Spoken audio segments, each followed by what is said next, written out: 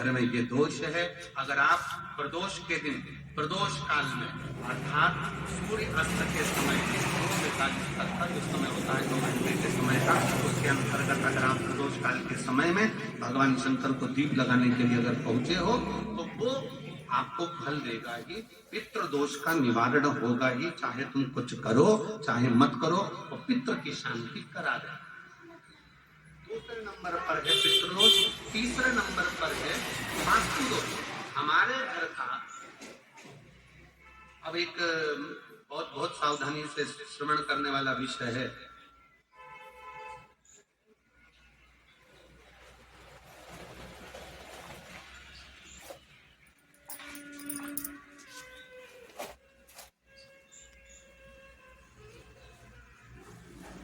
यदि वंश की वृद्धि नहीं है, 30 वर्ष शादी के हो गए, 40 वर्ष शादी के हो गए और औलाद है ही नहीं, डॉक्टर ने भी हाथ नीचे कर दिए, टेस्ट पे भी करवाया, IVF करवाया, सब कुछ तुमने करवा लिया, तो भी औलाद नहीं है, तब आखिरी में एक काम चालू करो, प्रदोष का दिन दोनों पति पत्नी व्रत चालू कर दो प्रदोष का, और प्रदोष काल में शाम के समय जाकर एक ही दिए में 2 लंबी बाती जानते हो ना, रुई की लंबी कपास की बाती 2, और दोनों बाती एक ही दिए में रखकर पति पत्नी, दीप की जो बाती में अंतर आ जाता है, एक गोल बाती में और लंबी बाती में अंतर आता है, बहुत अंतर आता है। पितरों के लिए गोल बाती का प्रयोग बहुत कम होता है, देवी जी के लिए, माता रानी के लिए, जगत जननी के लिए गोल बाती का प्रयोग बहुत कम होता है हमारा, ध्यान रखिएगा। एक पितृ के लिए, एक जगत जननी जगदम्बा दुर्गा भवानी के लिए गोल बाती का प्रयोग कम होता है, लंबी बाती का प्रयोग ज्यादा। क्यों? क्योंकि हमारे घर की कुल देवी और हमारे घर के पितर हमारे वंश की वृद्धि करें, इसलिए लंबी बाती रखी जाती है, जिससे हमारा वंश बहुत लंबा चले, बहुत उन्नति की ओर बढ़े, इसलिए लंबी बाती का प्रयोग। शिव महापुराण की कथा कहती है 5 जगह पर हमारा जलाया गया एक दीप जो प्रदोष के दिन प्रदोष काल में लगाया जाता है, 5 जगह पर भारी पड़ता है। पहले नंबर पर जम के बोलते जाओ, काल सर्पदोष। दूसरे नंबर पर पितृदोष। तीसरे नंबर पर घर का वास्तु दोष। हमारे घर में कितना भी वास्तु दोष है, कोई ना कह दिया यहाँ बाथरूम नहीं बनना थी, यहाँ पर शौचालय नहीं बनना था, यहाँ सीढ़ी नहीं बनना थी, वो सीढ़ी वहां बनना थी, ये सीढ़ी वहां बनना थी। तुम पूरा घर तोड़वा के देख लो, उसके बाद में जैसा वास्तु वाले वैसा करा कर देख लो, उसके बाद भी तुमको शांति नहीं मिले तो समझ लेना कि तुम्हारे घर में वास्तु दोष तो तुमने दिखाकर समाप्त कर लिया, फिर भी वो समाप्त नहीं हो रहा, तो प्रदोष काल का लगाया गया प्रदोष के समय का दिया आखिरी में वास्तु दोष को भी समाप्त कर देता है और उसमें भी फल प्रदान करता है। काल सर्प दोष, पितृदोष, वास्तु दोष।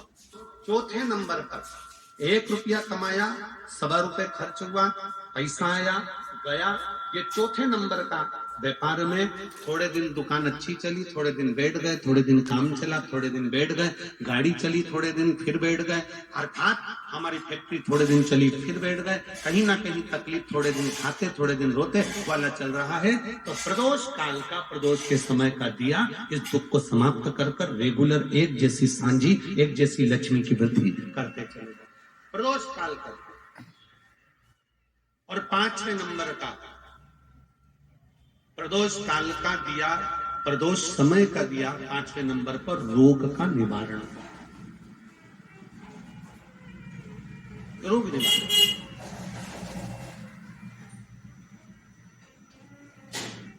ये 5 स्थान जो बताए गए हैं प्रदोष काल के दिन, प्रदोष के दिन दीप प्रज्वलन। और अब की बार की जो शिवरात्रि आ रही है, बाबा देवदी ने महादेव की बड़ी कृपा है, उस पर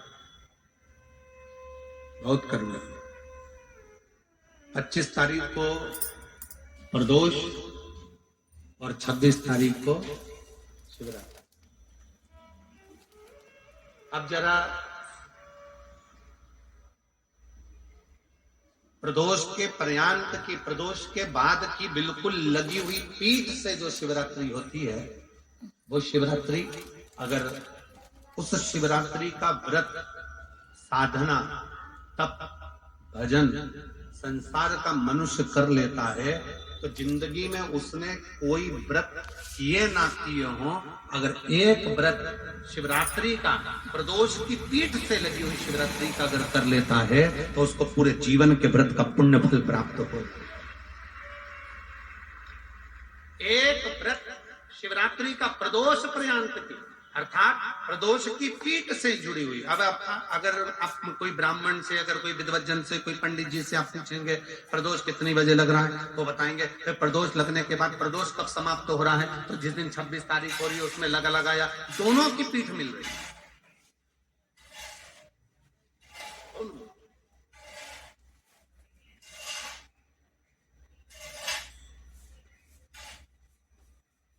करो व्रत। आपने कितनी भी एकादशी के व्रत करे हो, कितनी भी द्वादशी के व्रत करे हो, कितनी भी चतुर्थी व्रत करे हो, कितनी भी तीज व्रत करे हो, कितनी भी अष्टमी का व्रत करा हो, कितनी भी नवरात्रि के व्रत करा हो, कितनी भी तीज का व्रत करा हो, चाहे दुनिया के कितने भी व्रत आपने करे हो, अगर आपने एक महाशिवरात्रि का व्रत नहीं करा तो कोई व्रत का पुण्य फल आपके खाते के अंदर आ नहीं पाता। शिवरात्रि के व्रत की इतनी मूलता है। पर एक निवेदन है, अगर कोई बुजुर्ग है, कोई बीमार है, कोई बूढ़ा व्यक्ति है, बहुत बीमार है,